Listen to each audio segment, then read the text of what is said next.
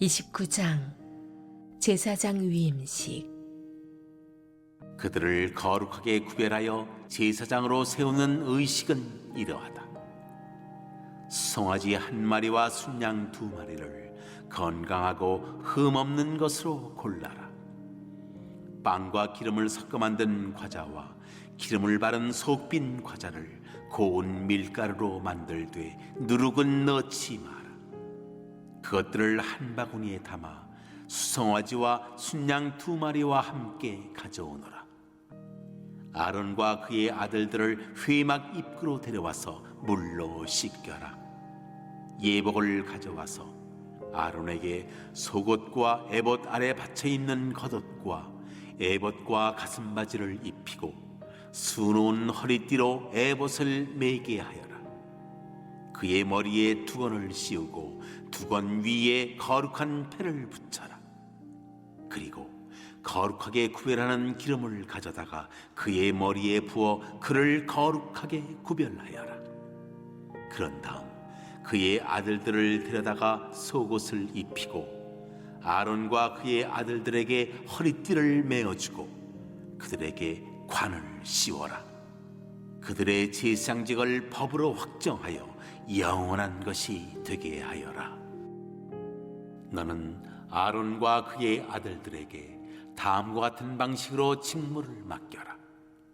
수소를 회막으로 끌어다가 아론과 그의 아들들이 그 수소의 머리에 손을 얹게 한 다음 회막 입구 하나님 앞에서 그 수소를 잡아라. 그 수소의 피 얼마를 받아다가 손가락으로 제단 불에 바르고 나머지 피는 제단 밑에 부어라. 그런 다음 내장을 덮은 모든 지방과 간과 두 콩팥에 붙은 지방을 떼어내어 제단 위에서 불살라라. 그러나 그 수의 고기와 가죽과 똥은 진 밖에서 태워버려라. 이것이 바로 속죄 제사다. 또 순양 한 마리를 끌어다가 아론과 그의 아들들이 그 순양의 머리에 손을 얹게 한 다음 그 순양을 잡고 피를 받아서 제단 사면에 뿌려라.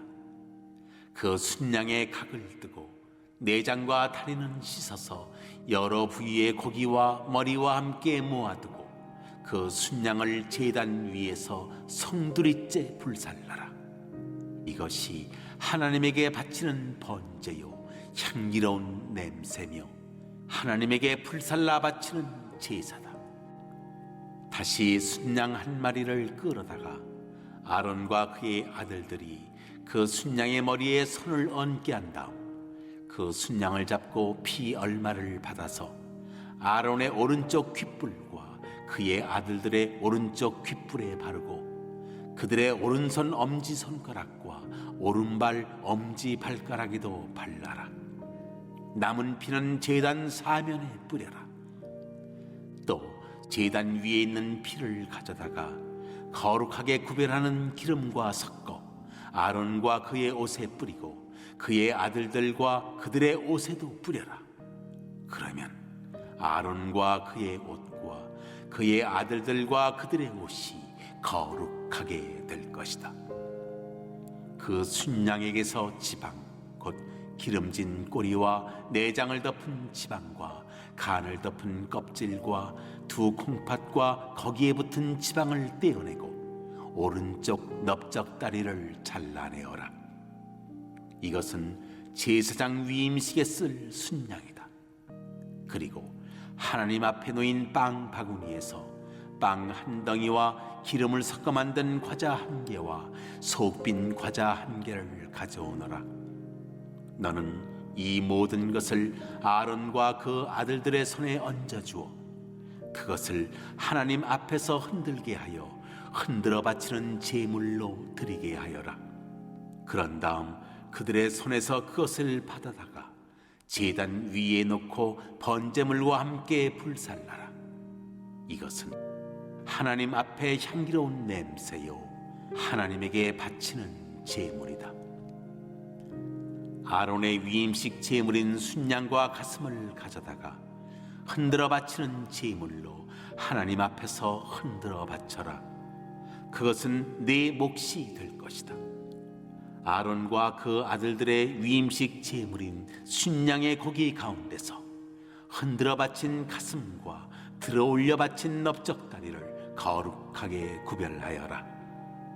아론과 그의 아들들은 이 제물을 이스라엘 자손에게서 영원토록 받게 될 것이다.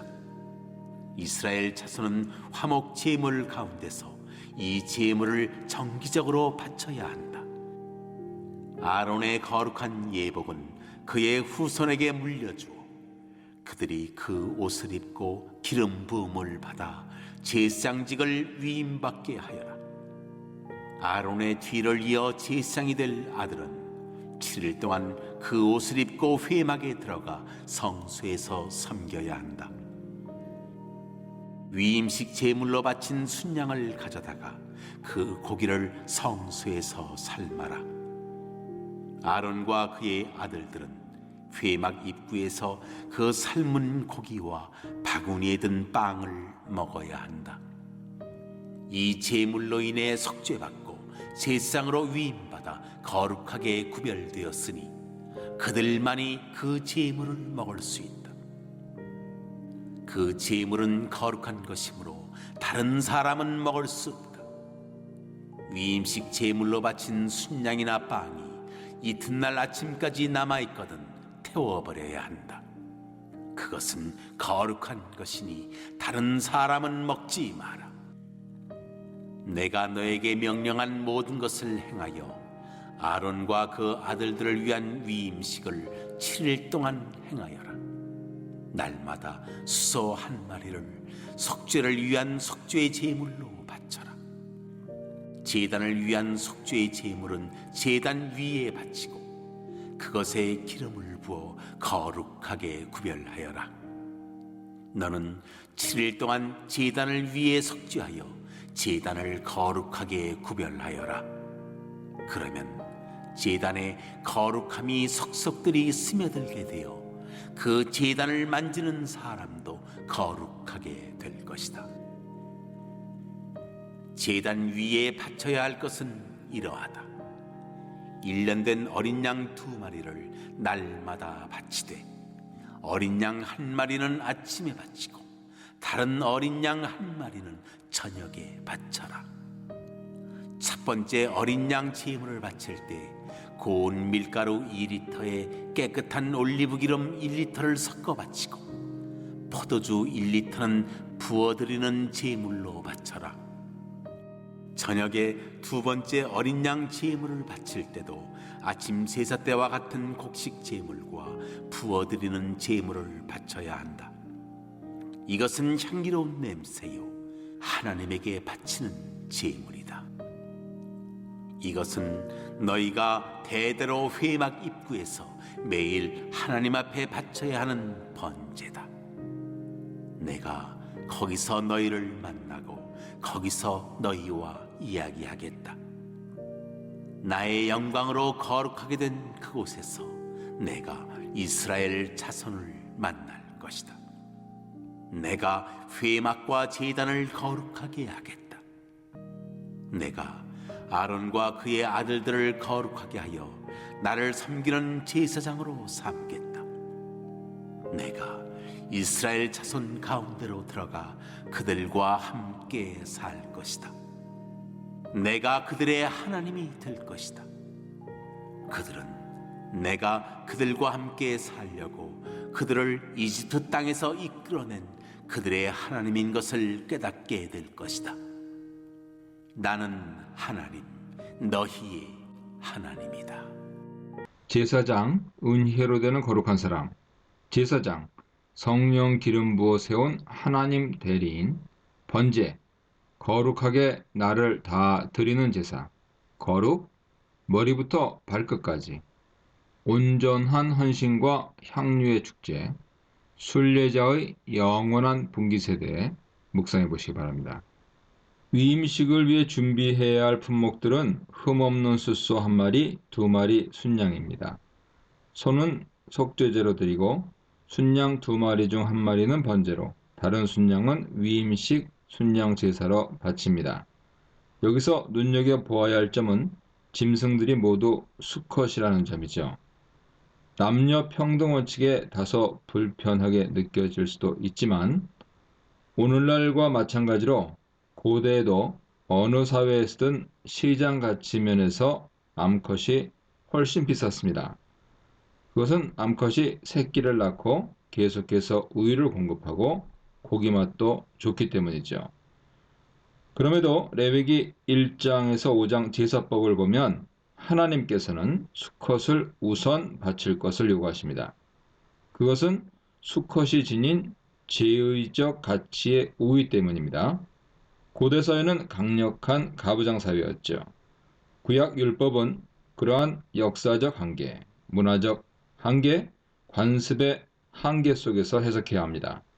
그러한 제한된 틀 속에 주어진 율법 본질과 가치가 무엇인지 주목하는 것이 더 중요하죠.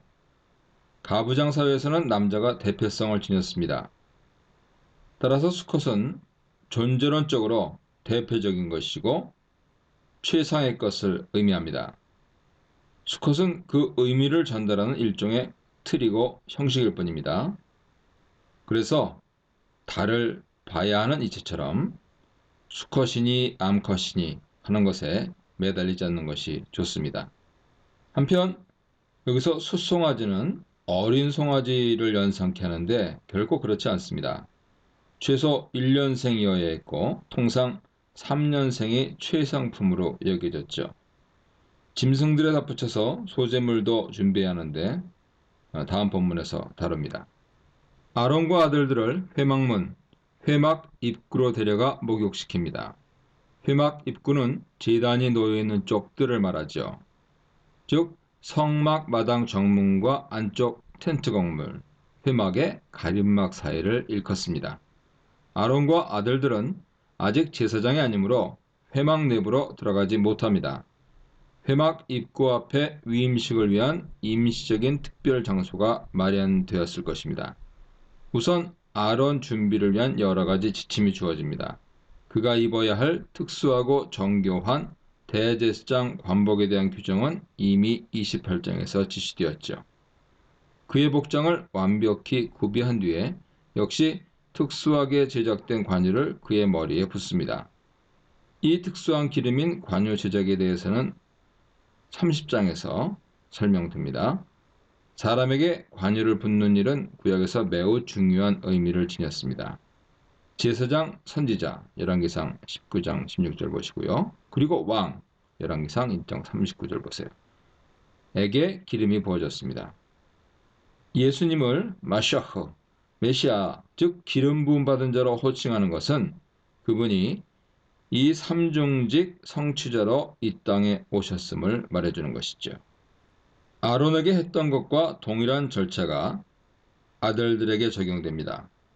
본문은 아들들을 목욕시켰다는 말이 없지만 단순히 중복을 피하기 위해 생략한 것으로 보입니다. 대제사장 복장보다 거룩함이 떨어지는 일반 제사장 관복을 입힙니다. 역시 기름 부음에 대한 언급이 없지만 생략된 것이 분명합니다. 왜냐하면 40장 15절에서 분명하게 일반 제사장들의 기름 부음에 대해 언급되고 있기 때문입니다. 따라서 대제사장이든 일반 제사장이든 제사장 위임 1차적 준비 절차는 다음과 같이 요약됩니다. 첫째, 목욕. 둘째, 관복 입히기. 셋째, 관유 붓기. 제사장들의 신체 준비를 완료한 뒤에 세 가지 짐승 제사를 연달아 바칩니다. 숫소 속죄제, 순양 번제, 위임식 순양 제사. 속죄제 규정은 레위기 4장, 5장에 자세히 설명됩니다. 속죄제 절차에서 중요한 순서는 다음과 같습니다. 안수와 도살, 피 처리, 기름과 주요 부위 태우기, 남은 고기와 잔존물들의 진박 소각. 하지만 평민이 바치는 속죄제 고기는 제사장이 먹었습니다. 정확히 이 순서대로 속죄제 절차가 진행되는 것을 확인할 수 있습니다. 다시 한번요. 안수와 도살, 피 처리, 기름과 주요 부위 태우기, 남은 고기와 잔전물들의 진박 소각. 아론과 아들들이 먼저 송아지 안수한 뒤에 그것을 도살해서 피를 양푼에 받습니다. 안수에 대해서는 다음 본문에서 더 자세히 다룹니다. 모세는 양푼에 담긴 피를 들고 제단 경사로로 올라가 그것을 검지로 찍어서 제단 사면뿔에 바릅니다. 그리고 제단에서 내려온 뒤 남은 피를 모두 제단 밑에 쏟습니다. 이어서 모세는 기름과 주요 부위를 제단 위로 가지고 올라가 태웁니다. 구체적으로는 내장 주변의 모든 기름과 강꺼풀, 그리고 두 콩팥이죠. 콩팥은 기름 덩어리 속에 엉겨 있어 전체가 하나의 기름 덩어리로 취급된 것 같습니다. 간꺼풀을 바치는 이유에 대해서는 의견이 분분합니다. 그러나 역시 전체적으로는 기름과 엉겨있는 기름 덩어리 일부로 간주했을 가능성이 있습니다. 핵심은 짐승 기름을 모두 태운다는 점이죠. 그 이유에 대해 몇 가지 의견들이 나뉘는데 어떤 학자는 콜레스테롤이 인체에 해롭기 때문에 먹지 않도록 했다 주장하고 또 다른 이는 기름이 고대에 가장 맛있는 부위였기 때문에 바치라 했다고 말합니다. 적정 수의 콜레스테롤은 인체에 필수적이고 엉긴 기름은 고대에도 식용으로는 불가했죠. 아마도 기름이 오늘날과 마찬가지로 힘과 풍요의 상징이었기 때문에 기름을 바친다는 것은 힘의 근원이시고 풍요를 주시는 하나님께 그것을 돌려드리는 행위였을 것으로 추론됩니다. 그리고 기름 부위를 제외한 속죄제 남은 모든 부위는 레위기법 원칙대로 진 밖에서 태웁니다. 이어서 순양의 번제가 드려집니다. 역시 동일한 절차를 밟는데요. 번제의 경우 가죽을 제외한 모든 것을 다 제단 위에 태웁니다. 번제의 자세한 절차는 레위기 1장 설명을 보시고요. 속죄제와 몇 가지 차이점이 있는데 번제 짐승은 가죽을 제외하고 모든 고기를 제단에 바치므로 잘 타도록 각을 떠야 했습니다. 즉 짐승을 여러 조각으로 쪼갠 것이죠. 이어서 내장까지 깨끗이 씻어서 제단에 올립니다. 피를 처리하는 방식도 차이가 나죠. 속죄제에서는 피를 손가락으로 찍어서 제단에 발랐지만 번제에서는 양푼에 담긴 모든 피를 제단 사방에 끼얹습니다. 뿌리다 하는 것은 좀 오욕인데요. 영어 성경도 마찬가지로 그렇게 되어 있습니다. 끼얹습니다. 이렇게 전체가 바쳐진 번제는 연기가 되어서 여호와께 향기로운 냄새로 올라갔고 이것을 하나님께서는 기쁘게 화제, 곡물, 음식제물이죠. 화제로 받으셨습니다. 19절로 22절입니다. 숫소 속죄제와 순양 번제에 이어서 가장 중요한 위임식 순양 제사가 이어집니다. 준비된 순양 2마리 중에 1마리는 이미 번제로 바쳐졌으니 남은 1마리를 위임식을 위해 가져옵니다. 마찬가지로 순양 머리에 안수를 해야 합니다.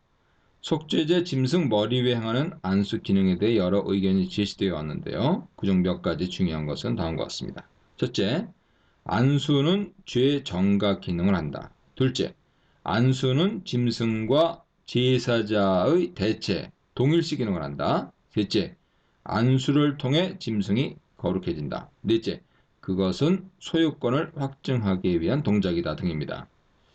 최근에는 네 번째 견해가 많은 사람들에게 지지를 얻고 있는데 몇 가지 결점이 있습니다. 가장 치명적인 것은 짐승에게 안수하기 전에 제사장이 짐승을 면밀히 검토한다는 사실이죠.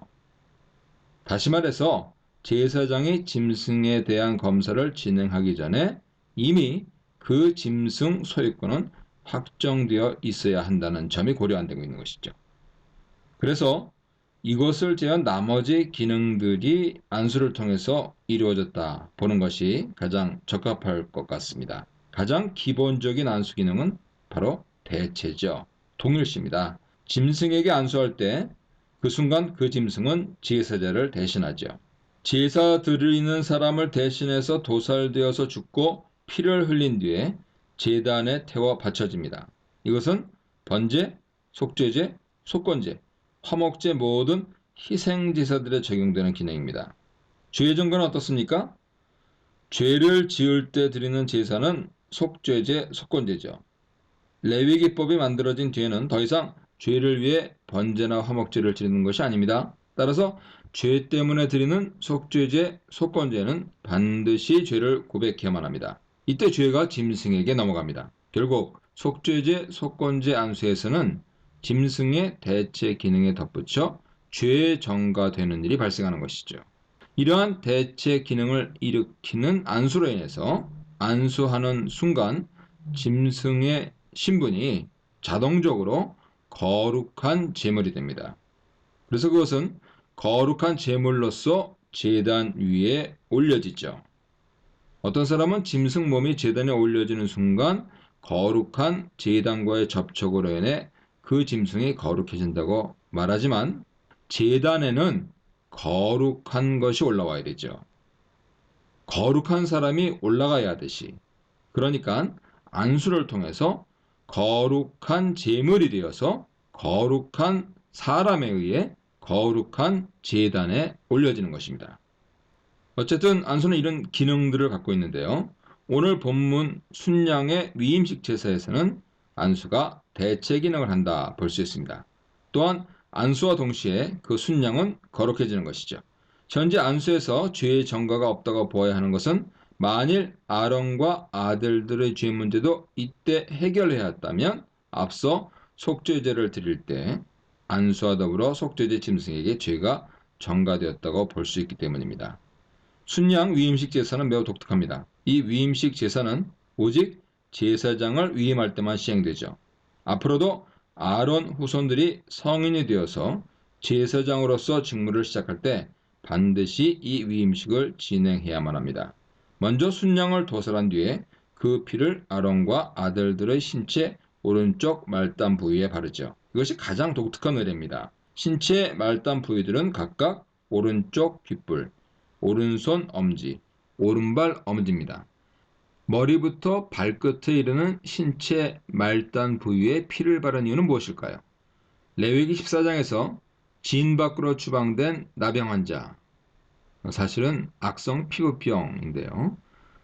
나병 환자가 치유된 뒤에 진 안으로 들어오는 복귀 절차를 밟는데 이때도 똑같은 방식으로 속건제 순양을 잡아서 그 피를 나병 환자의 동일한 신체 말단 부위에 바릅니다. 이것에 비춰볼 때 분명한 것은 이 행위가 그들의 몸을 상징적으로 씻어내는 것을 의미했다, 이렇게 볼 수 있죠. 그렇다면 왜 뾰족한 신체 말단 부위였을까요? 아마도 사물의 뿌리나 끝이 갖은 접촉에 의해 쉽게 더럽혀진다 하는 그러한 사상이 배후에 있을 것으로 추론됩니다. 대표성을 지닌 그 신체 부위에 피를 발라 씻어내면 상징적으로 몸 전체가 씻기는 의미를 갖게 된다는 것이죠. 이제 피를 신체 말단 부위에 바른 뒤에 남은 피를 사방에 끼얹습니다. 그러나 이때 피를 약간 남겨두어야 합니다. 그 피를 다시 관유와 더불어 제사장들의 옷에 뿌려야 하기 때문입니다. 이렇게 해서 그 옷들이 비로소 거룩해집니다. 다음 절차는 모세가 위임식 순양의 주요 기름 부위를 분리해서 가져옵니다. 앞서 설명한 대로 기름 부위들의 간꺼풀과 두 콩팥이 포함되어 있죠. 이것은 앞으로 레위기 3장에서 제정되는 화목제 규정 그대로입니다. 이로 미뤄볼 때 위임식 순양은 화목제임이 틀림없습니다. 그런데 특이하게도 위임식에서는 그 화목제 순양의 기름 부위와 더불어서 오른쪽 넓적다리, 뒷다리가 함께 태워집니다. 원래 화목제 짐승 가슴 오른쪽 뒷다리는 제사장 몫이죠. 따라서 뒷다리도 지금 여기서 제사장 역할을 하고 있는 모세에게 돌아가야 합니다. 그러나 26절에서 보듯 가슴만 그에게 주어집니다. 아마도 이것은 그 날의 특수성과 더불어서 모세 임시적인 제사장 신분 때문인 것으로 보아야 할 것입니다. 그는 온전한 제사장이 아니죠. 따라서 자신의 몫이라 주장하며 다 가져가는 것은 바람직하지 않다 보입니다. 이어지는 순서는 소제물 바치기입니다. 소제 규정은 레위기 2장에서 상술됩니다. 이것들은 누룩이 섞이지 않은 떡과 과자, 전병인데 최상품 밀가루로 빚어서 만들어야 했습니다. 소재물에 대한 규정은 레위기 2장에 자세히 주어지는데요. 소재물에서 중요한 것은 누룩과 꿀이 절대 섞여선 안 된다는 것이죠. 그것들은 발효된 음식으로서 부패를 상징하기 때문입니다. 레위기 2장 규정대로라면 소재물은 일부만을 기념물로 취해서 태운 뒤에 나머지는 제사장 몫으로 돌아갑니다. 따라서 원칙대로라면 그 태우고 남은 소재물들도 모두 모세의 몫이어야 합니다. 그러나 32절에서 보듯이 이날 남은 소재물을 아론과 아들들이 먹었습니다. 모세의 임시 제사장 직분 때문에 또 그날의 특수성으로 인해서 모세가 그 소재물을 다 먹지 않고 남은 소재물을 광주리에 담아 놓은 뒤에 위임식 화목제 순양의 고기와 더불어 먹었던 것 같습니다.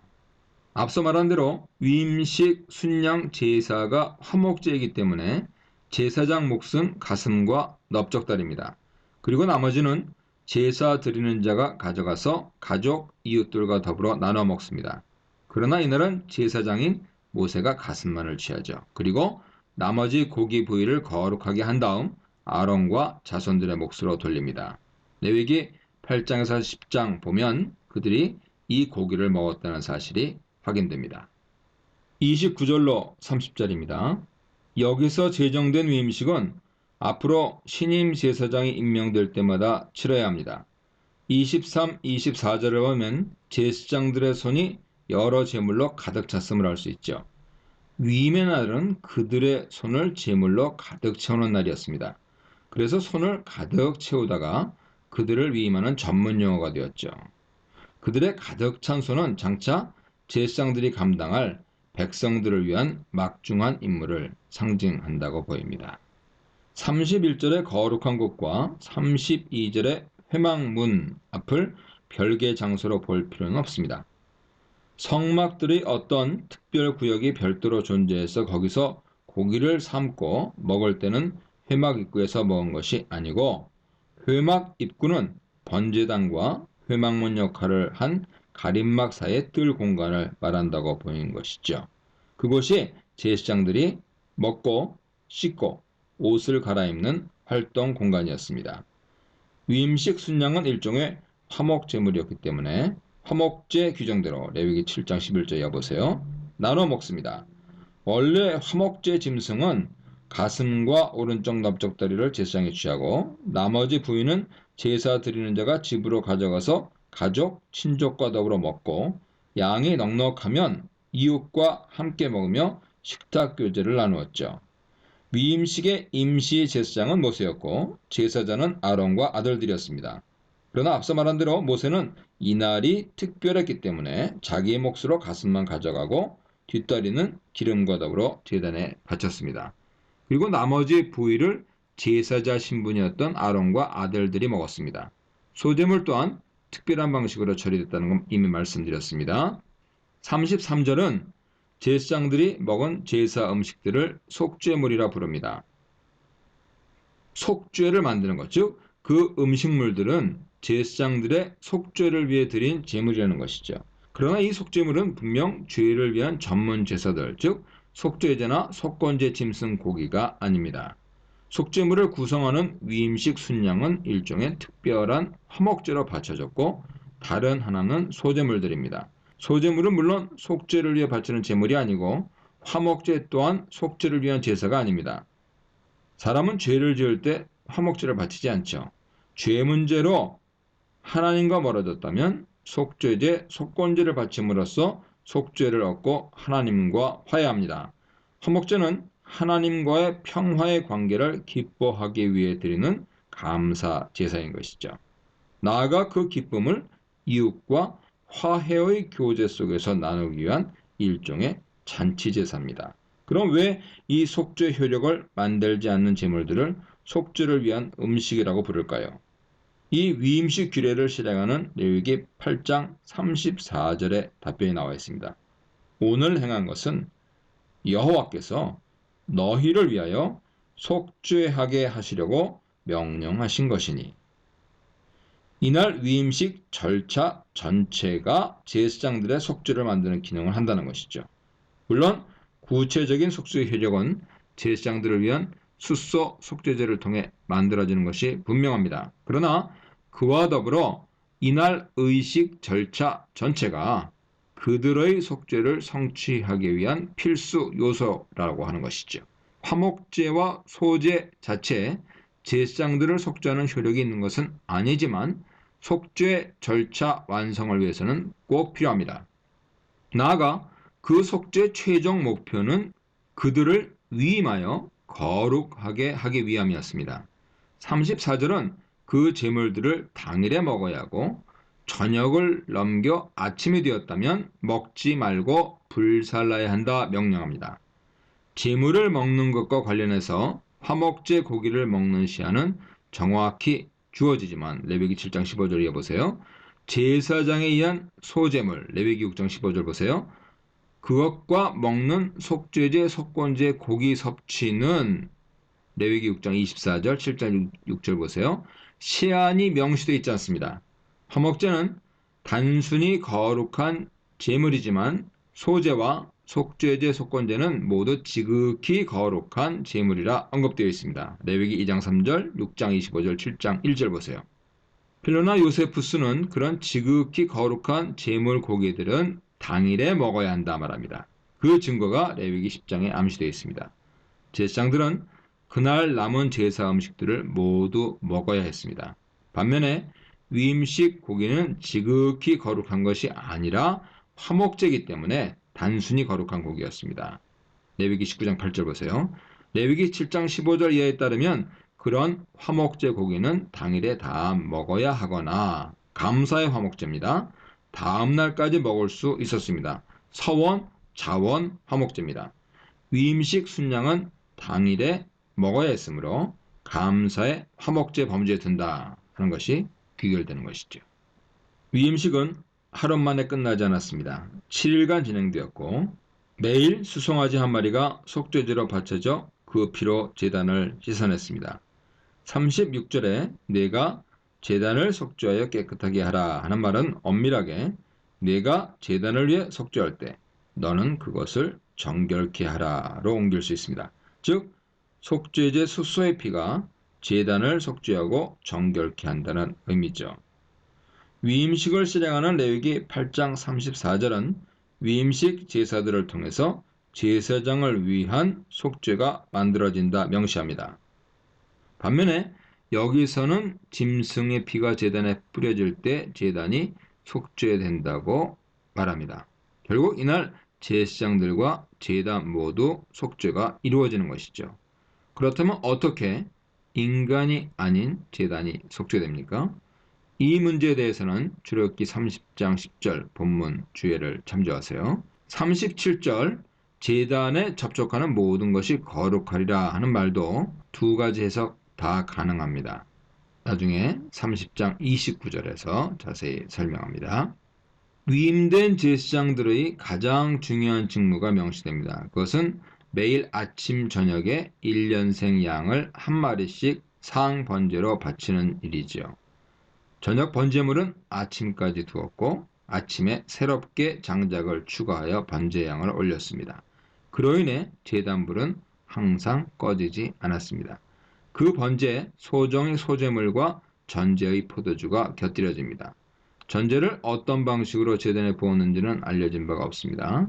중간기의 집회서에는 포도주 한 컵을 번제단 밑에 부었다 하는 보고가 있는데 출애굽기 30장 9절 암시하는 바로는 번제물은 번제단 위에, 구체적으로는 다른 희생 짐승들 위에 부어졌습니다. 열왕기하 16장 13절에 참조하세요. 전제물이 향단에 부어졌다는 기록은 나타나지 않습니다. 매일 번제가 드려질 때 바로 거기서 하나님께서 백성들의 예배를 받으시고 그들과 만나겠다 약속하십니다. 43절에서 46절 보면 중요한 사실이 확인됩니다. 제단과 회막을 거룩하게 하는 것은 그 제단 봉헌식 자체가 아닙니다. 짐승의 피와 거룩한 관유가 뿌려짐으로써 회막과 모든 비품들이 거룩하게 된 것이 아니라 하나님의 임재로 인해서 그분의 영광으로 인해서 거룩하게 되는 것이죠. 제사장들도 마찬가지입니다. 하나님께서 그들을 거룩하게 하셨기 때문에 하나님께서 그들에게 임재하시기 때문에 거룩한 제사장이 되는 것이죠. 마찬가지로 그분은 자신의 주권으로 백성들 가운데 거하시며 백성들을 이집트에서 이끌어내셨고 광야를 거쳐서 가나안으로 이끄십니다.